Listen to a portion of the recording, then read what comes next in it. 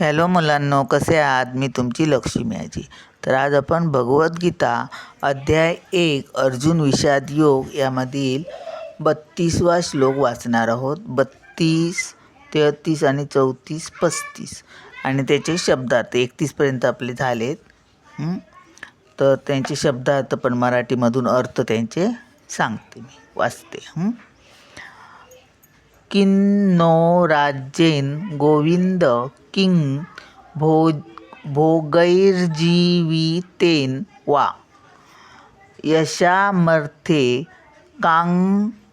काङ्क्षितं no राज्यं भोगाः सुखानि च त इमे वस्थिता युद्धे प्राणांस्त्यक्त्वा कचा थोडासा उच्चार, त थोडा आणि वा धनानीच आचार्याः पितराः पुत्रास्तथैव च पितामहा मातुलाः श्वशुराः पौत्राः शालाः संबन्धिनस्तथा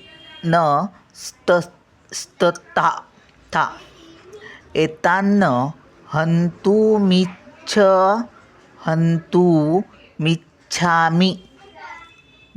घ्नतोऽपि मधुसूदन अपि त्रैलोक्यराज्यस्य हेतोः किं नु मही कृते निहत्य धार्तराष्ट्रान्नः का प्रीतिः स्याज्जनार्दन. हे संस्कृतमधलं झालं. आता त्याचे आम्ही मराठीमधून अर्थ बघूया ते शब्दांचे. किम म्हणजे काय लाभ, नहा म्हणजे आम्हाला, राज्येन म्हणजे राज्यापासून, गोविंद म्हणजे हे कृष्ण, किम म्हणजे काय, भोगेहा म्हणजे उपभोग घेऊन, जीवितेन म्हणजे जगून, वा म्हणजे तसेच, येशाम म्हणजे ज्यांच्या, अर्थे म्हणजे साठी, कांक्षितम म्हणजे इच्छिलेले, नहा म्हणजे आमच्यामुळे, राज्यम म्हणजे राज्य हा,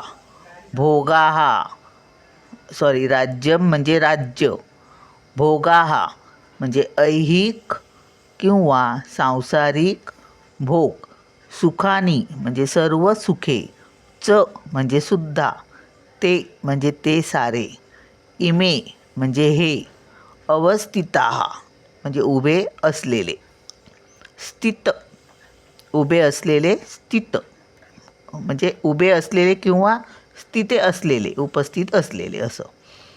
युद्धे म्हणजे या युद्धभूमीत, प्राणान म्हणजे प्राण, त्यक्त्वा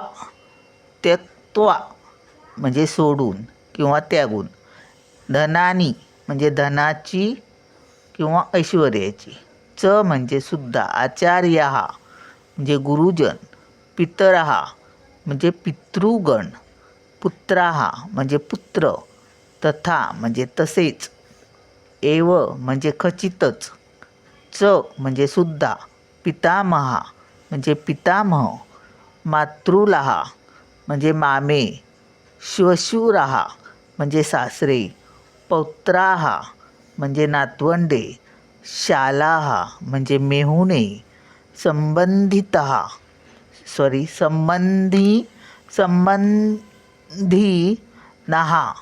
म्हणजे नातलग, तथा म्हणजे तसेच, एतान म्हणजे हे सर्व, न म्हणजे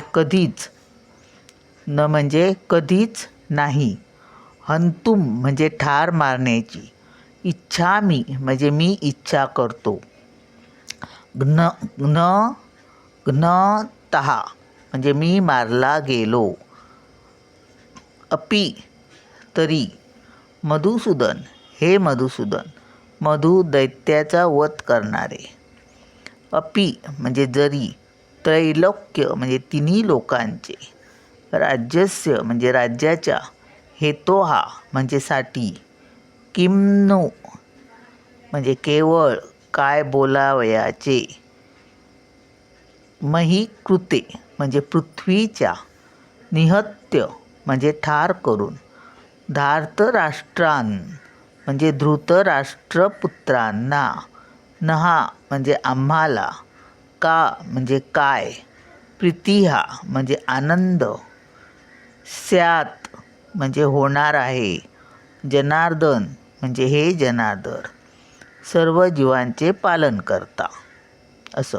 तर आता ह्यांचे शब्दार्थांचे अर्थ झाले. आता या श्लोकाचा आपण मराठीमधून अर्थ वाचूया. हे गोविंद, ज्यांच्यासाठी आम्ही राज्याची, सुखाची वा जीविताची देखील इच्छा करावी, तेच जर आता या रणांगणावर युद्धाकरिता सज्ज झाले आहेत,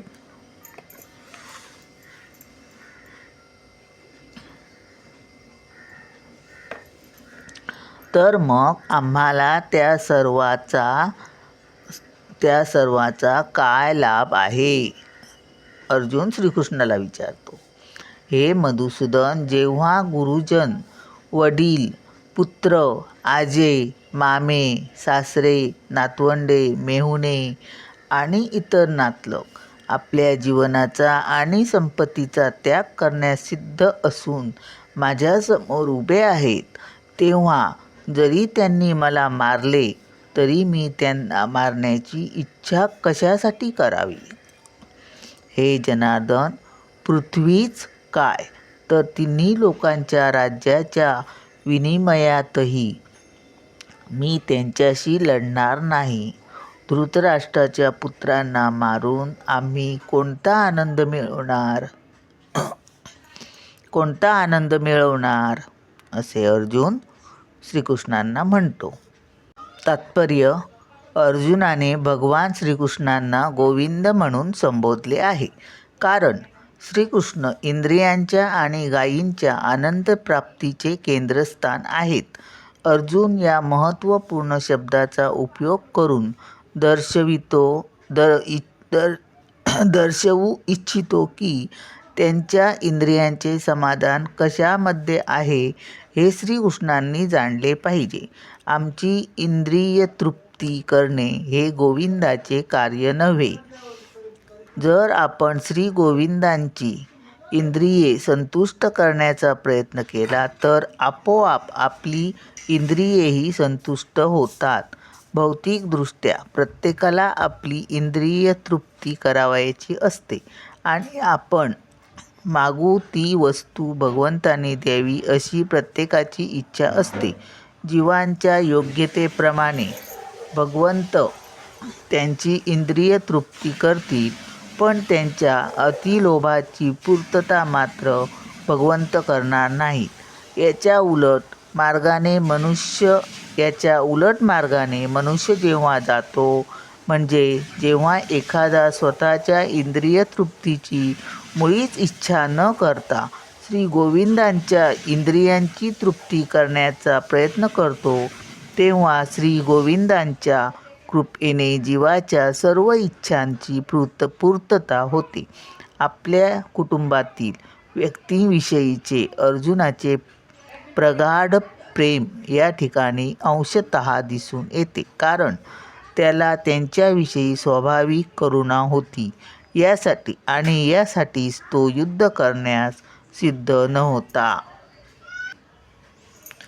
प्रत्येकाला स्वतःचे ऐश्वर्य आपल्या मित्रांना आणि नातेवाईकांना दाखवायची इच्छा असते, परंतु अर्जुनाला भीती वाटते की आपले सर्व नातलग आणि मित्र रणांगणावर मारले जातील आणि विजयानंतर प्राप्त होणाऱ्या वैभवामध्ये आपण कोणालाच सहभागी करून घेऊ शकणार नाही. भौतिक जीवनाविषयीचे हे एक समर्पक उदाहरण आहे. आध्यात्मिक किंवा दिव्य जीवन हे अगदी भिन्न असते. एखाद्या भक्ताला भगवंतांची इच्छापूर्ती करावयाची असल्याने तो भगवंतांच्या सेवेसाठी सर्व प्रकारचे ऐश्वर्य स्वीकारू शकतो, आणि जर भगवंतांची इच्छा नसेल तर मात्र तो कवडीचाही स्वीकार करणार नाही. अर्जुनाला नातलगांना मारावयाचे नव्हते आणि खरोखरच जर त्यांना मारणे आवश्यक असेल तर श्रीकृष्णांनी स्वतः त्यांना मारावे अशी त्याची इच्छा होती. या क्षणी अर्जुनाला माहीत नव्हते की रणांगणावर येण्यापूर्वीच श्रीकृष्णांनी त्यांना मारले होते आणि त्याला केवळ श्रीकृष्णांच्या हातातील साधन बनावयाचे होते. त्याला केवळ निमित्त मात्र व्हावयाचे होते. या वस्तुस्थितीचा उलगडा पुढील अध्यायामध्ये करण्यात आला आहे. भगवंतांचा स्वाभाविक भक्त असल्याने अर्जुनाला आपल्या दुष्ट